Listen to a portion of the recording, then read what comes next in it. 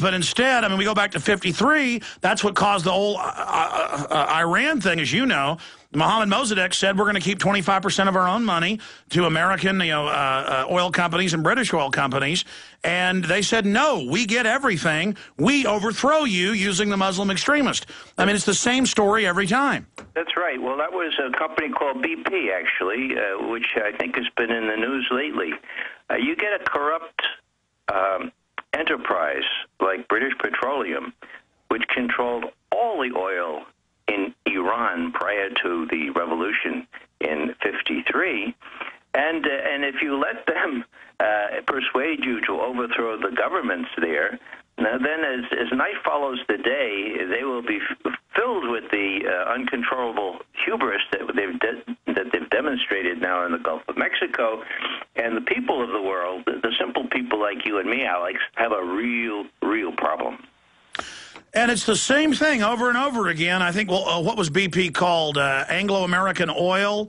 Yeah, that's what they call themselves now. But BP is a direct descendant. No, exactly. I mean, it's the same company. You're absolutely right in that Dutch partnership. But I mean, it's the same players over and over again. Yeah. Well, it's just that they are so powerful. And here's Obama. You know, he was asked just a half hour ago at his press conference, you know, do you feel a little funny about that decision you made 2 weeks before the oil blow up in the Gulf, when you said that, yeah, we have to drill offshore, and these companies, you know, have reduced the dangers greatly. And he said, well, I still think we have to drill offshore, but, you know, my mistake was taking the word of the companies. Well, for Pete's sake, of course they take the word of the companies. Look at the people that they had in the Interior Department, people who are still there, taking bribes and everything else from the oil companies. The system is corrupt. What Obama should have done is come in, got rid of all those people, given them jobs in the library if he couldn't fire them, and get some real control over these precious resources, despite the the avarice and the desire of people like BP to control this important resource. Okay, Ray McGovern, stay there. Let's come back and get your breakdown of where you see Afghanistan and Pakistan going, and then to the West, what your intel is from all your sources. Is it green light to go into Iran? Who will hit? U.S. operation with Israel? Israel goes it alone? We'll talk about that and a lot more, plus the North Korea situation.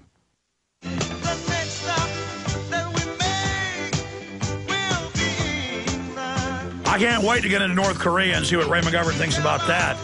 All I see is headlines everywhere about possible nuclear war and shelling Seoul and the disputed areas with the ships, and China's in Bloomberg saying we may shield North Korea, and the Pentagon saying they're ready for war. The war was never terminated. It's been a ceasefire for 50-plus years. Going back to Ray McGovern, this is a short segment, long segment coming up.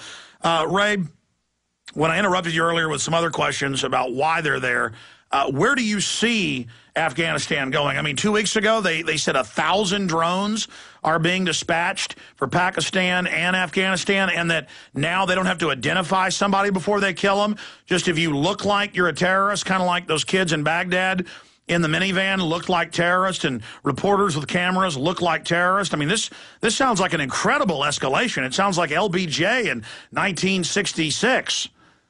Well, funny you should mention that, Alex, because I was thinking of this wonderful new aircraft that had been developed around then. It was called a B-52. And, that was going to solve all our problems in Vietnam. What we're going to do is bomb the hell out of the Ho Chi Minh Trail.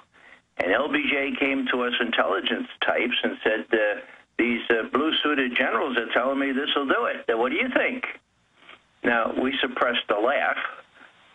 Having known about the effect of aircraft in World War II, and knowing that it simply increases the resistance of populations like the Vietnamese, and we waited 2 days, and then we gave them an estimate. We used to do national intelligence estimates. Now they're not done very much anymore. And we told the president, look, Mr. President, Ho Chi Minh is not the kind of person who's going to give up under how many B-52s or how heavy the bombs they drop. And besides, Mr. President, you should be aware that the Ho Chi Minh Trail doesn't look anything like I-81 or I-95 or the George Washington Memorial Parkway. You can't even see it from the air in many respects.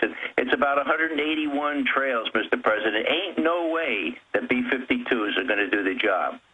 Now, we were right, of course, but the corollary there is the president doesn't have to heed intelligence. He just didn't want to lose a war. And so he said, well, let's try these blue-suited guys. You know, they might be right. And so he tried it, and we know the answer. Now, similarly, here we are over Afghanistan. We have this new weapon, which most people don't realize, Alex, and I knew about this when it was being developed. It was developed for a specific purpose, and that purpose only, and that was to give us a hovering capability where we could monitor developments on the ground more than 2 times a day, 2 times a day being when the satellites would pass over these areas, okay? Now, we got this thing developed. It worked beautifully, and then it was shown to some general in the Pentagon, and he said, I don't want to see the tank. I want to destroy the tank. Put some missiles on that bird.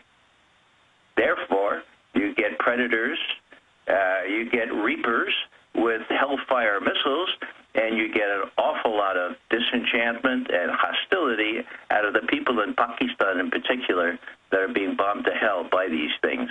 It's looked on as a very cowardly thing. That's right. At a primitive level, having like Terminator machines out of the sky bombing you, and it's literally 22-year-old zit-faced kids in trailers thousands of miles away in a video game setup.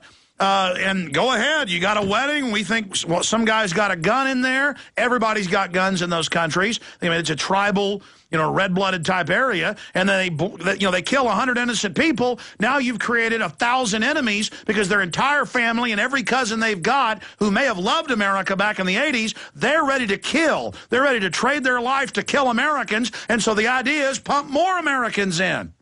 That's exactly right. And, people have asked me, these Hellfire missiles, are they accurate? And I say, well, yeah, they are. They're extremely accurate. They're more accurate than anything we've had up till now. But the question is, how do you identify the targets? Now, you can really tell what a militant is from 30,000 feet, can't you? Give me a break. You can really find out who the Taliban and the Al-Qaeda types are by asking their neighbors who have asking people's neighbors who have unsatisfied grudges against them. The targets are the name of the game, and if you get targets from people who have grudges or from 22-year-olds looking from 30,000 feet up, you got a real problem. What I find really telling, Alex, is these reapers and these predators, interesting the labels they give these aircraft, they're controlled by these young NCOs out at Creech Air Force Base near Las Vegas. Stay there, sir. We got a break. Long segment. We'll go back to Creek Air Force Base and talk about the predators and drones with Ray McGovern, CIA analyst, briefer to the presidents. Very honored to have him here with us today. He's got a new article out. We'll put that on screen as well. Stay with us.